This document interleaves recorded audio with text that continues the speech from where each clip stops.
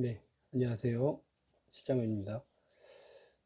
오늘은 저번 시간에 이어서 자격증 취득 시 왜 이것을 보호받는지에 대한 것을 좀 설명을 드리려고 합니다. 저번에도 얘기 드렸지만 자격증이 없는 것보다 있는 게 훨씬 낫습니다. 그리고 왜 그렇게 보호를 받고 그런 사람들을 필요로 하는지에 대한 근거 자료들을 이렇게 좀 준비했으니까 이런 것들 보고 이 외에도 더 있는데 우선 이제 대표적인 것들을 보고 좀 설명을 드리도록 하겠습니다. 우선 제가 이것을 다시 또 저번처럼 화면 모니터 쪽을 좀 보고 해야 되기 때문에 화면을 전환한 다음에 이걸로 다시 이제 설명을 드리도록 하겠습니다. 예, 지속적으로 설명을 드리도록 하겠습니다. 지금 하나 제가 좀 열어놨는데요. PPT 파일로 만든 거고요. 크게 다른 조직들도 있지만 정기라는 계통의 조직은 한국 전기기술인 협회라는 이거는 뭐 국가기관이라고 보기는 좀 그렇고요. 그냥 전기인들이 모여서 만든 사단법인 뭐 이런 개념으로 보시면 나을 것 같습니다. 전기기술인 협회라는 단체가 있고요. 그리고 전기공사협회라는 게 있습니다.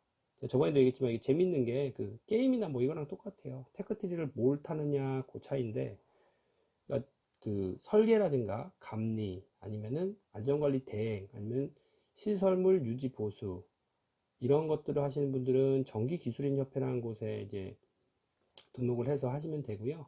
그리고 한국전기공사협회라는 거는 이제 공사 관련된 쪽을 합니다. 그리고 이외에 다른 거를 좀 대표적인 거를 또 볼 수 있는 게 뭐냐면 엔지니어링 협회라는 게 있습니다. 엔지니어링 협회 같은 경우에는 저 같은 경우에는 이제 진행하고 있는 게 전력설비 예방진단 용역을 진행할 때 그쪽 이제 관련된 업무를 봅니다.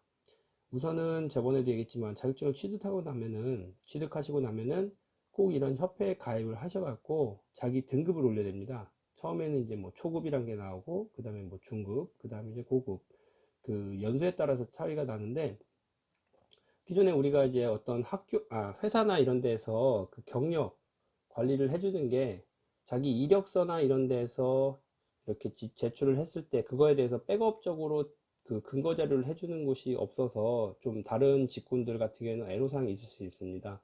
물론 뭐 건설업이나 이런 쪽에서는 이제 한국 건설인 협회가 있으니까 그쪽에서 하면 되겠지만 전기 같은 경우에는 이렇게 또 다른 이런 관- 그 경력 관리라든가 이런 것들을 해줄 수 있는 곳이 있으니까 그게 참 도움이 되는 것 같습니다. 그래서 우선은 이쪽에 가입을 하시고 매년 회비도 나가고요. 요 같은 경우에는 이제 회사에서 어떻게 보면 전기공사 업체 회사 입장에서 이제 대변을 하기 때문에 여기서는 대부분 회사에서 어떤 뭐라 해야 될까 회비들을 내고 있고요. 전기기술인 협회인 같은 경우에는 개개인들이 하는 경우도 있고 아니면 회사에서 좀 이렇게 관리를 해주기 위해서 내주는 경우도 있고 한 것 같습니다. 그럼 뭐 회사마다 좀 차이가 있기 때문에요. 그래서 좀 차이가 있는데 그 비용 절대 아깝다 생각하지 마시고 지출하면서 하면은 자기 경력 관리도 되고 추후에 어떤 프로젝트를 진행할 때 그 프로젝트를 선임할 수 있는 어떤 뭐 소장급이라든가 아니면은 뭐 현장 대리인 뭐 이런 것들을 할 때도 도움이 됩니다. 그러니까 꼭 그 경력 관리를 해주시면 좋겠다 하는 이런 얘기를 좀 드립니다.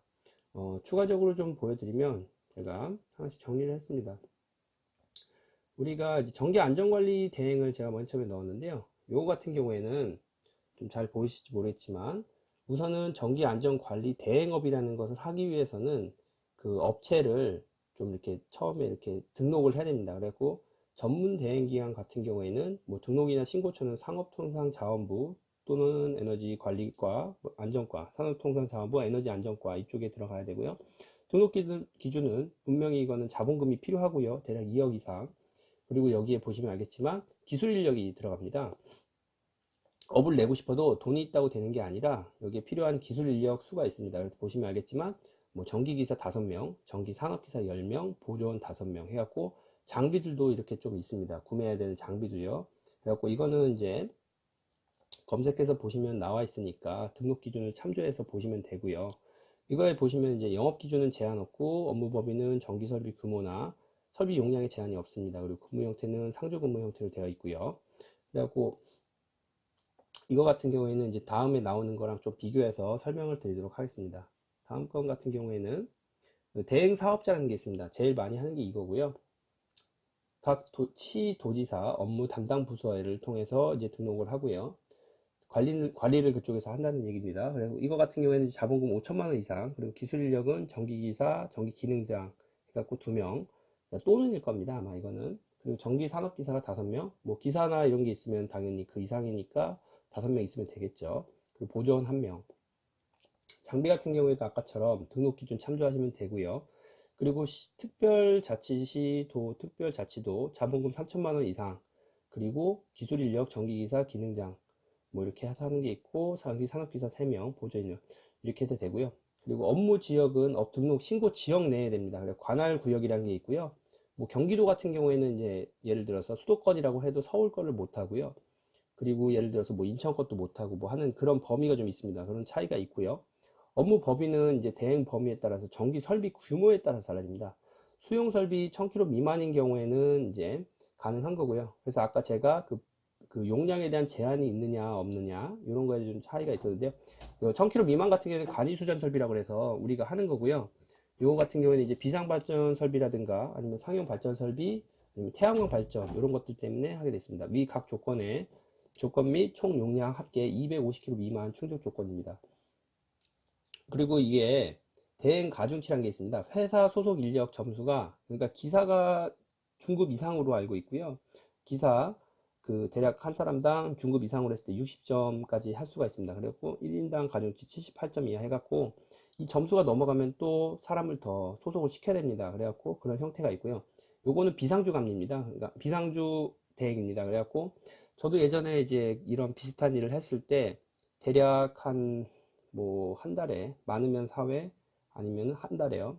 적으면 한 달에 한 번 정도 가고, 용량에 따라서 그게 정해지고요. 뭐 300kg 미만인 경우에, 그리고 300에서 뭐 500인가 700까지, 그리고 그 이상이 되면 이제 횟수가 달라지고 뭐 이런 게 있습니다. 그 표는 별도로 검색을 해서 좀 보시는 게 나을 것 같습니다. 제가 이제 이렇게 좀 보호를 받고 있기 때문에 이런 것들 때문에 자격증이 필요하다. 지금 설명드리는 건 그것 때문에 하는 거니까요. 안전관리 만약에 관심이 있다는 댓글이나 이런 게 있다고 하시면 제가 그거에 대해서 어떤 뭐 추가적인 자료나 이런 것도 공유를 하도록 하겠습니다. 그래서 요즘에 보시면 그 신재생에너지 관련된 거 해갖고 태양광 발전 설비를 많이 합니다. 그래갖고 저 같은 경우에는 이제 애들한테도 얘기를 하는 게 뭐냐면은 그 뭐 나중에 뭐 AI가 됐건 뭐 이렇게 산업군은 계속 바뀌게 되겠죠. 근데 그런 게 바뀌더라도 그 어차피 그 인공지능이나 뭐 이런 것들 밥은 줘야 될 거 아닙니까? 전기겠죠. 그걸 대부분 많이 하는 게요. 깨끗하니까. 그런 AI 로봇 밥 주기 위해서 직업에 대해서 어떤 한 번에 이렇게 큰 돈을 벌지 못하지만은 지속적으로 할 수 있다. 이런 거는 얘기를 하거든요. 그래서 좀 재밌게요. 그래갖고 이제 그런 것들이 가능하고요. 그러니까 요즘에 태양광 많이 하니까 그런 걸로도 이제 사람이 많이 부족한 형태입니다.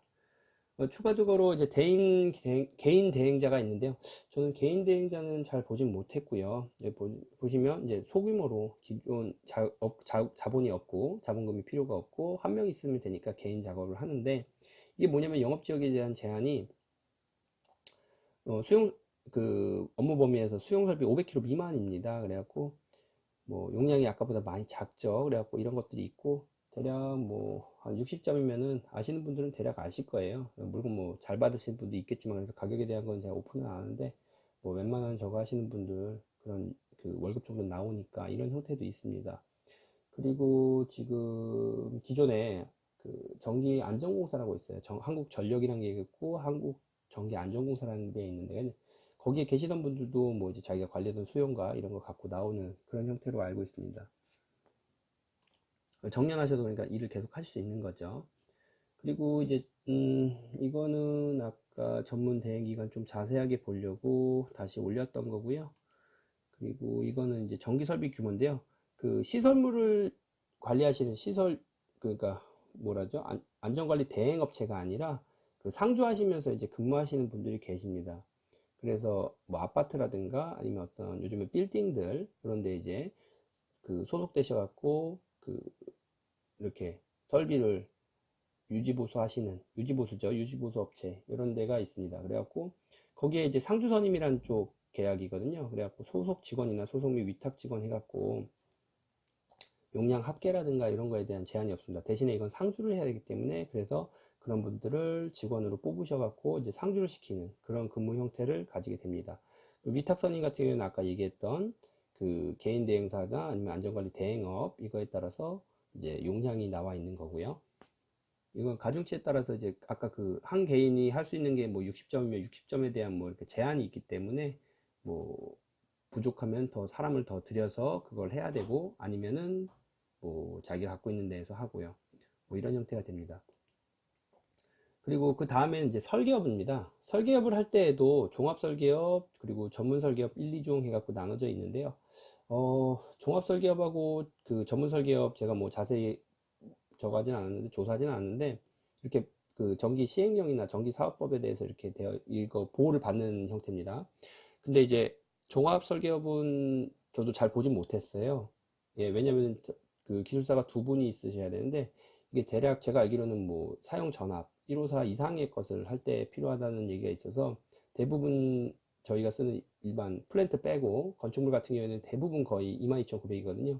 수전 용량이요. 그래 수전 전압이요. 그래갖고 거의 그렇게 사용을 하고 있고요. 보시면 알겠지만 전기 분야 기술사가 있어야지 이런 업 등록을 할 수 있는 것 그리고 거기에도 기술사만 있어야 되는 게 아니라 그 외에 어떤 그 전기 관련된 기사나 아니면 이런 자격증도 필요하다. 그리고 자본금 같은 거 그리고 설계도서 작성하는 형태의 것입니다.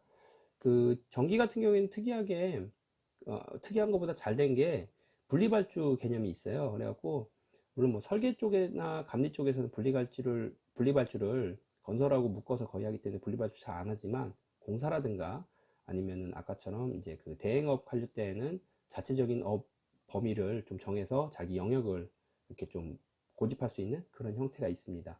그리고 그 다음에는 이제 감리인데요. 감리는 조금 다른 개념입니다. 그래갖고 종합감리업이 있고요. 이것도 전문감리업이 있습니다. 이거는 이제 공사를 수행하는 데 있어서 계약관계에서 조금 다를 수 있습니다. 계약관계를 함은 그 발주처와 계약하는 경우가 있고요. 그러니까 시행사요. 그러니까 발주처라는 게 이제 시행사라고 해서 그 시행사가 있고 시공사가 있습니다. 시행사와 시공사는 뭐냐면 시행사는 어떤 건물을 지을 때 내가 이 건물을 짓겠다 하는 그런 거를 돈을 쥐고 이제 그 시공업체를 선정하는 그런 개념이 될 수가 있습니다. 그리고 시공사라고 하는 건 뭐냐면은 그런 시공사가 근데 시행사가 되기도 합니다. 근데 개념은 어떻게 되냐면 그 시공사라 함은 시행사한테 어떤 업을 받아서 공사를 진행하는 그런 개념입니다. 그래서 감리업 같은 경우에는 저는 이제 시행사를 통해서 계약하는 경우도 봤고요. 그게 아니라 시공사를 통해서 계약하는 경우도 봤습니다. 이 왜 계약 관계가 중요하냐면요. 그 감리라고 하는 거는 이제 공사를 진행하는 데 있어서 뭐 설계도서 감리 아니면 시공에 관련된 공사를 잘 진행하고 있는지 그 대행해서 그런 업무를 진행해 주시는 분들인데요.